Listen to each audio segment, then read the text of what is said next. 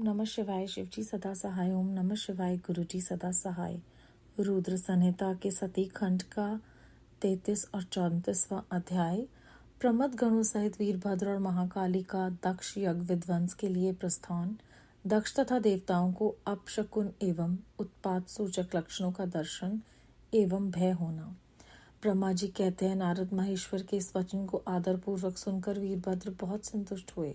उन्होंने महेश्वर को प्रणाम किया। तत्पश्चात उन देवादिदेव शूल की उपयुक्त आज्ञा को शिरोधार्य करके वीरभद्र वहां से शीघ्र ही दक्ष के यज्ञ मंडप की ओर चले। भगवान शिव ने केवल शोभा के लिए उनके साथ करोड़ों महावीर गणों को भेज दिया, जो प्रलय अग्नि के समान तेजस्वी थे। वे कौतूहलकारी प्रबल वीर प्रमथगण वीरभद्र के आगे और पीछे भी चल रहे थे। काल के भी काल भगवान रुद्र के वीरभद्र सहित जो लाखों पार्षद गण थे, उन सब का स्वरूप रुद्र के समान ही था। उन गणों के साथ महात्मा वीरभद्र भगवान शिव के समान ही वेशभूषा धारण किए रथ पर बैठकर यात्रा कर रहे थे। उनके 1 सहस्त्र भुजाएं थी। शरीर में नागराज लिपटे हुए थे। वीरभद्र बड़े प्रबल और भयंकर दिखाई देते थे। उनका रथ बहुत ही विशाल था।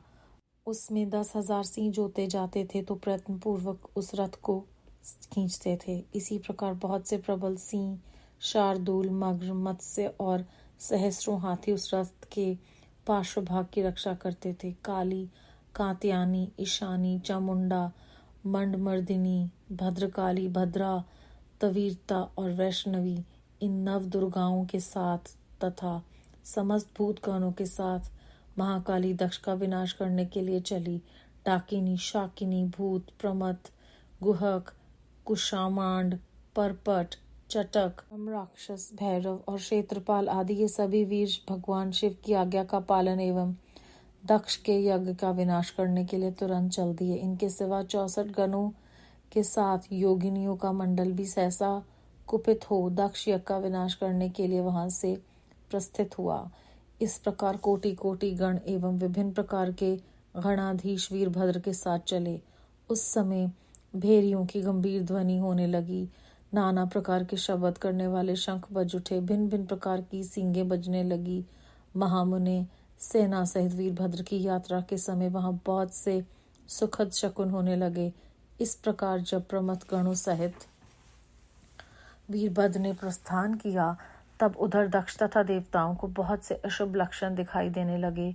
देव ऋषि यज्ञ विध्वंस की सूचना देने वाले त्रिविध उत्पात प्रकट होने लगे। दक्ष की बाईं आंख, बाईं भुजा और बाईं जांघ फड़कने लगी। तात वाम अंगों का फड़कना सर्वथा अशुभ का सूचक था और नाना प्रकार के कष्ट मिलने की सूचना दे रहा था।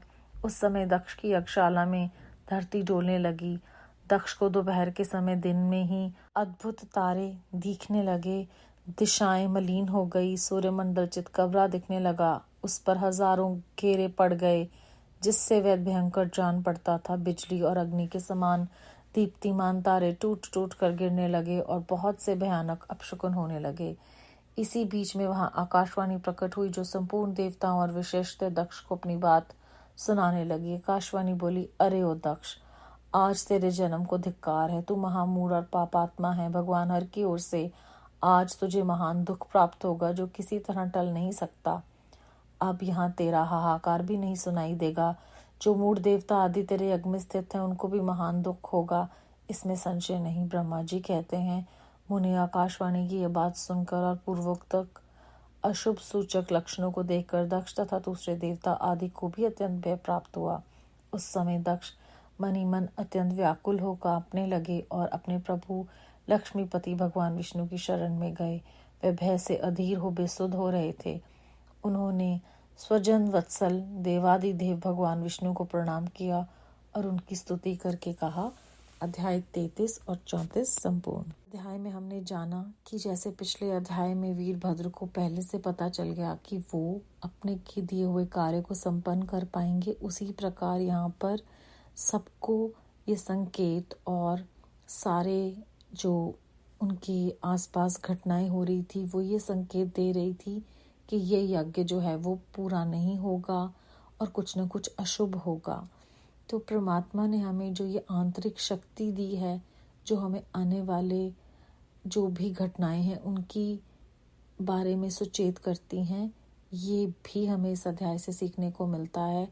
साथ ही साथ ये भी सीखने को मिलता है कि अगर हम बुरा काम करेंगे तो हम व्याकुल भी होंगे और हमारे शरीर जो है वो अपने आप पर काबू नहीं कर पाएंगे। जैसे दक्ष का शरीर जो है वो कांपने लग गया था और सारी सृष्टि में जो कुछ भी हो रहा है, चाहे तारे टूट रहे हैं, चाहे जो सूर्यमंडल है वो चितकबरा दिख रहा है, धरती डोल रही है, जिसे हम आजकल की भाषा में अर्थक्वेक कहते हैं, ये सब कुछ जो है वो विनाश की जो है वो निशानी है। हमारे आसपास जो कुछ भी हो रहा है उससे हमें ये संकेत मिलते हैं कि हम सबके किए हुए कुकर्मों का जो जाने अनजाने में हम करते हैं ये उन्हीं का फल स्वरूप है। क्योंकि यहाँ पर भी जब इतना कुछ बुरा हुआ तो आकाशवाणी ने बताया कि ये जो सब कुछ है वो तुम्हारे ही महामूर्ता और पाप का ही कारण है, ये सब है। और ना सिर्फ तुम्हें दुख होगा बल्कि जो भी तुम्हारा साथ दे रहे थे वो भी इस पाप में भागीदार होने के कारण इसका जो परिणाम है उसे भुगतेंगे। अब आगे चलकर हमें विस्तार में पता चलेगा कि किस किस प्रकार की जो है वो सज़ा मिलती है उनके कर्मों के हिसाब से। बेअंत शुक्राना गुरु जी महाराज हमारा निरंतर प्रतिदिन मार्गदर्शन करने का। ओम नमः शिवाय। शिव जी सदा सहाय। ओम नमः शिवाय। गुरु जी सदा सहाय।